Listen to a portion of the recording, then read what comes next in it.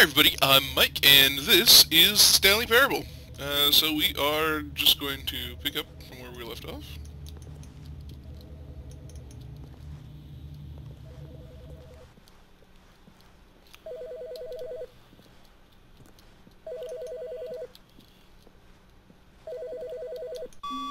Hello. This is a recorded message scheduled either by you or a person in your place of work. The purpose of this message is to warn you about the dangers of recorded messages. If at any time you believe you are listening to a recorded message, please terminate it immediately and cease all flow of information from the recorded message into your perceptual sphere. Thank you, and have a pleasant day. That's sound advice. Alright, so off we go. Exploration. People just leaving their workstations on. Whoa, hey. I don't know how I ended up on the desk, but that's... Input received, okay. That's not acceptable office behavior. Being up on desks. Who gets up on desks in their office? Unless it's like some sort of falling down scenario. When Stanley came to a set of 2 open doors, he entered the door on his left. I'm gonna go to the right. This was not the correct way to the meeting room, and No. Stanley knew it perfectly well. Yep. Perhaps he wanted to stop by the employee lounge first, just to admire it. I love that employee lounge. It is beautiful. Ah, yes, truly a room worth admiring. But eager to get back to business, Stanley took the first open door on his left. Yeah, no, I think we can forego that. Stanley was so bad at following directions, it's incredible he wasn't fired years ago. Do not jump from the cargo lift while in motion. Will cause death. Penalty for misuse of cargo lift. Penalty for jumping off cargo lift.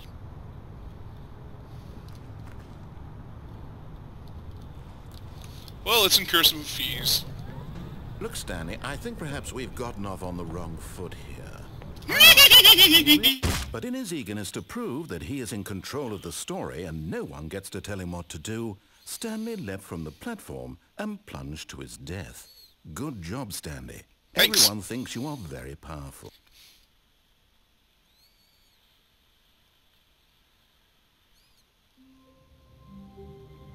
Wow. There sure are a lot of, papers on the floor here. Someone was following Stanley. He was sure of it. If he checked over his shoulder now, he would surely catch them. It was only a matter of time.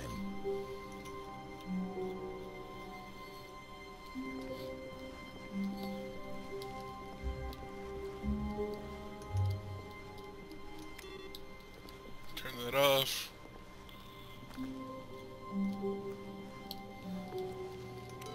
Turn that off. That needed input, clearly.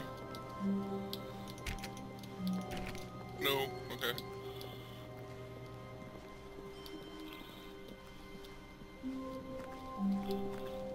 When Stanley came to a 2 open doors, he entered the door on his left. Okay.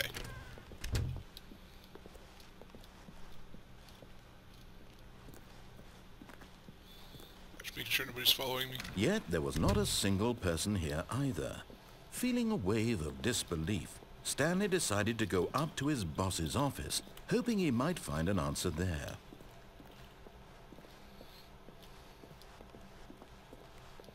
That seems unlikely. But let's do it anyway. Stanley stepped into the broom closet, but there was nothing here, so he turned around and got back on track. Send advice. Coming to a case, Stanley walked upstairs to his boss's office. No, can't go there. Alright. Can I go to the executive bathroom? No.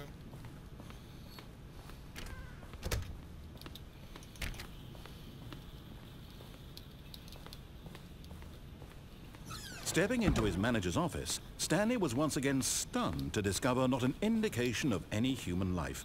Shocked, unraveled, Stanley wondered in disbelief who orchestrated this. What dark secret was being held from him?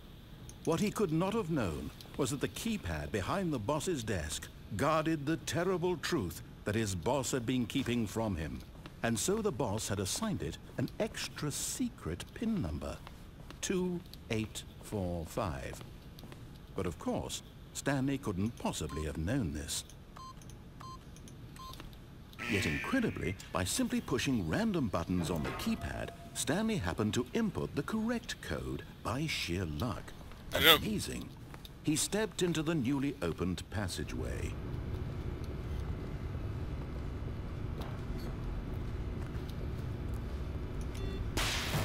Stanley's pretty dope. True story.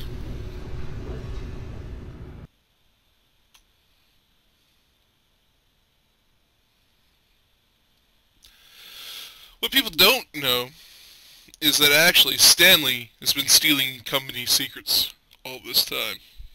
That's how he knew what was on the keypad. Descending deeper into the building, Stanley realized he felt a bit peculiar. It was a stirring of emotion in his chest, as though he felt more free to think for himself, to question the nature of his job. Maybe you should just guess. Why did he feel this now, when for years it had never occurred to him? This question would not go unanswered for long. Stanley walked straight ahead through the large door that read Mind Control Facility. Although this passageway had the word escape written on it, the truth was that at the end of this hall, Stanley would meet his violent death. Yeah, probably. The door behind him was not shut. Stanley still had every opportunity to turn around and get back on track. It's a long hallway. Stanley was making a conscious, concerted effort to walk forward and willingly confront his death. We all have to sometime.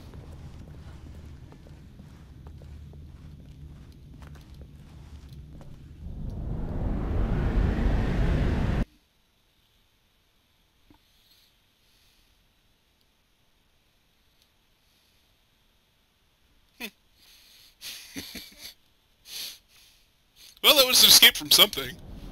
Oh! I'm still falling.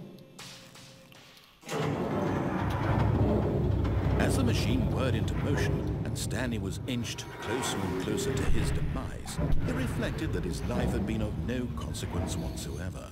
Nope. Stanley can't see the bigger picture. He doesn't know the real story, trapped forever in his narrow vision of what this world is. Perhaps his death was of no great loss, like plucking the eyeballs from a blind man. And so he resigned and willingly accepted this violent end to his brief and shallow life. Farewell, Stanley. Bye.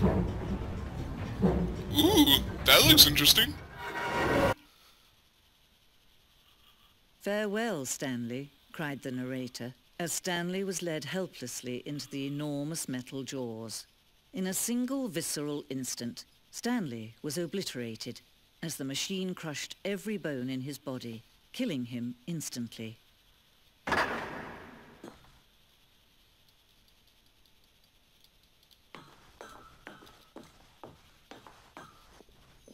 And yet it would be just a few minutes before Stanley would restart the game, back in his office, as alive as ever. What exactly did the narrator think he was going to accomplish? When every path you can walk has been created for you long in advance, death becomes meaningless, making life the same. Do you see now? Do you see that Stanley was already dead from the moment he hit start? Oh.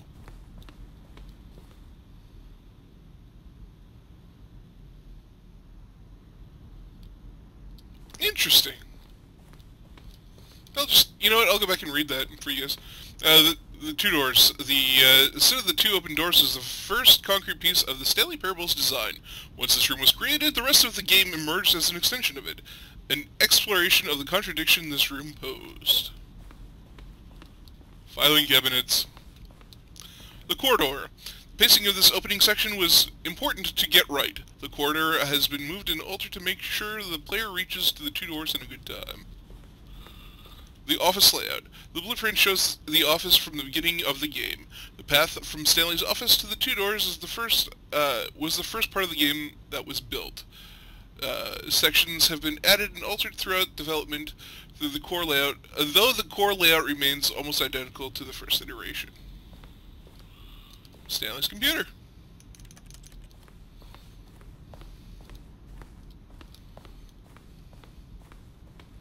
Office computers. Ooh! Oh.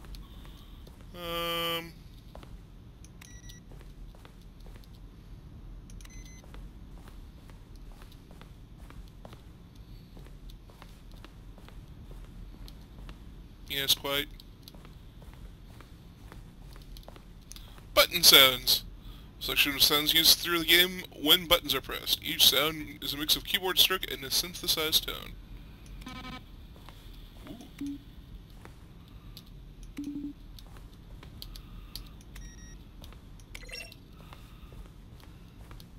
Credits!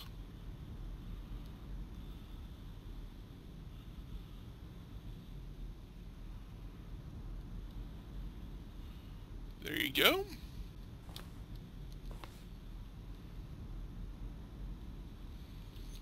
Kevin Brighting, you are amazing.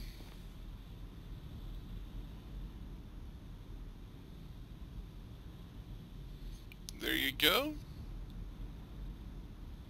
Me using source, yeah, well, this looks to be a source energy game.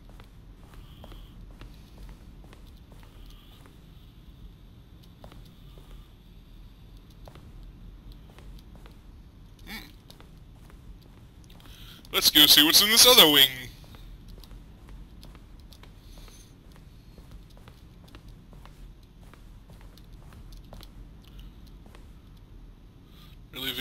An early version of the maintenance room. Ooh, a photocopier.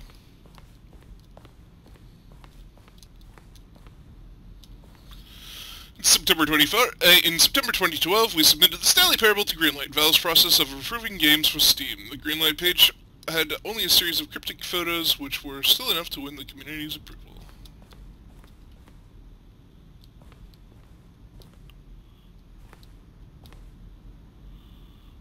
Nice.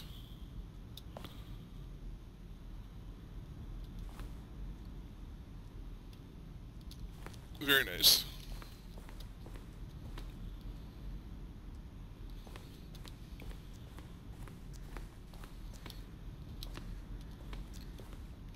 Second version is functionally the same as what's in the final game, but we wanted to look more like a place where cargo was actually stored. You'd go. The cargo lift. The cargo lift was always intended to offer the choice of staying on or jumping to a different path. However, after the early version, we also decided that we also wanted the option of the player falling to their death. Interesting.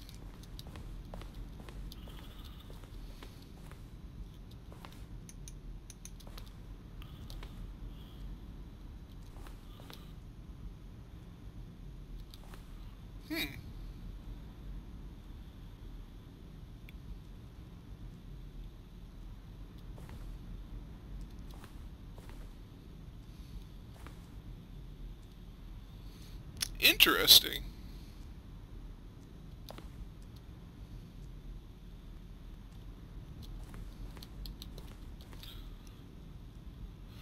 Maintenance layout. The flow of hallways following the first doors is important to get right, since players will replay them so many times. We discussed a number of designs, but ultimately it was the simplest version, the one out.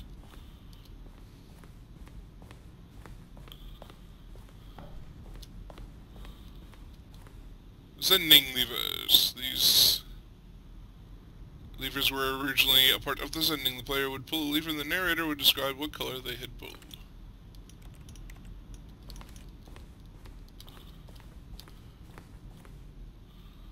Trailers. We ran 4 major teaser trailers over the course of the game's development, each meant to convey something about the spirit of the game. This is the first one, released in May 2012. It features a series of broken rooms and the voice of the narrator informing viewers that he is preparing for a new...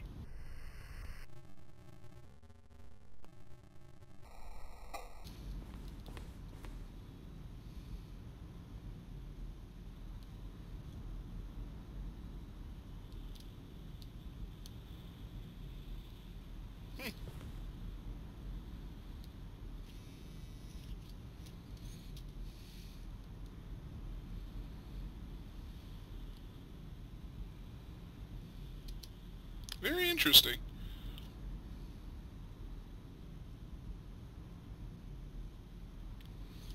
I'm finding out clearly a lot of stuff that, I mean, I didn't know, because I've explored as much of the game as I've explored, I've recorded. So,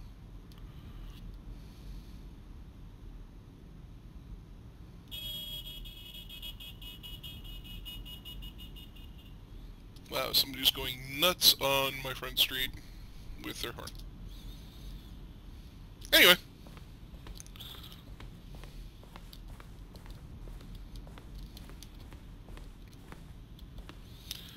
The screenshot is ending this, the screenshot depicts an early version of the ending known as the Zending, which eventually was cut and merged with another part of the game. Right. The game is now paused. Escape menu. For a long time we only had an ending that only ended when the player restarted from the escape menu. Unfortunately, very few players realized that this is what they were supposed to do, which was frustrating for everyone. Right. Zending model. The Zending went through many iterations. This room represents the 4th version of the ending, and we thought it was complete, but decided to abandon it and change it shortly before the launch. Okay.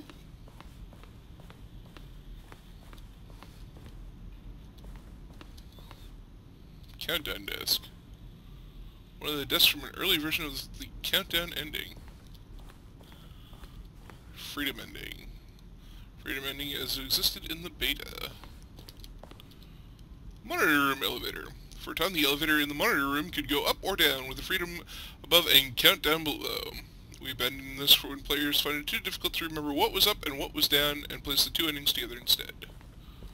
Countdown room. An early version of the countdown room. I believe this is where what? Is that where I came from? No, I don't think so. Game design mock-up. This is a level that William, the level designer, sent Davey, the writer, as a kind of audition piece. The strength of this level got William hired to design the full game. Though much of the environment has changed, the basic layout from this mock-up is still in the game. Yeah.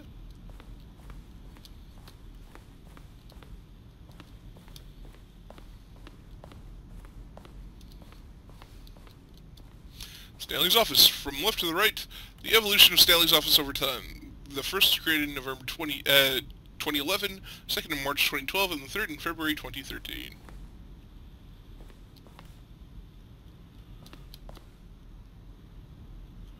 I see.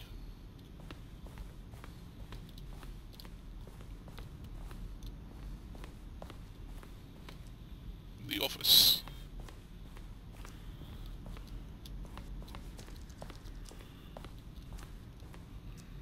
The apartment timer. In a previous version of the choice leading to the apartment ending, a timer would give you 15 seconds to pick up the phone. Now picking up the phone would lead to a different ending. There are clearly endings that I have not explored yet.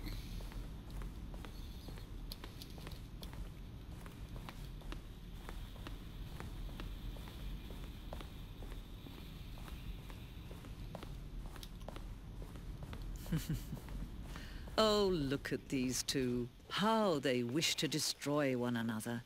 How they wish to control one another. How they both wish to be free.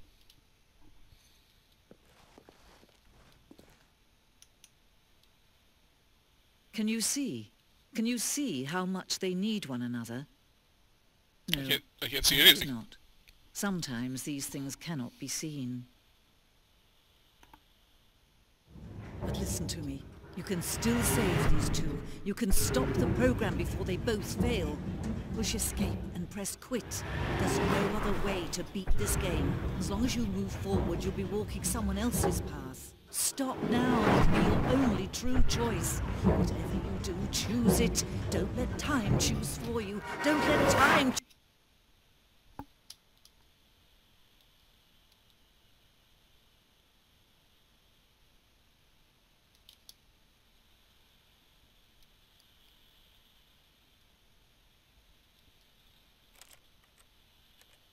So,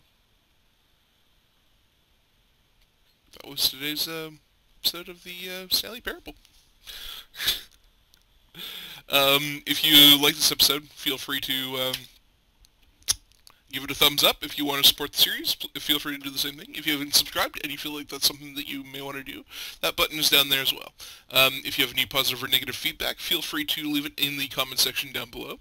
If you want to join me on Facebook or on Steam, you can click on one of the links in the description. It will bring you to right where you need to go.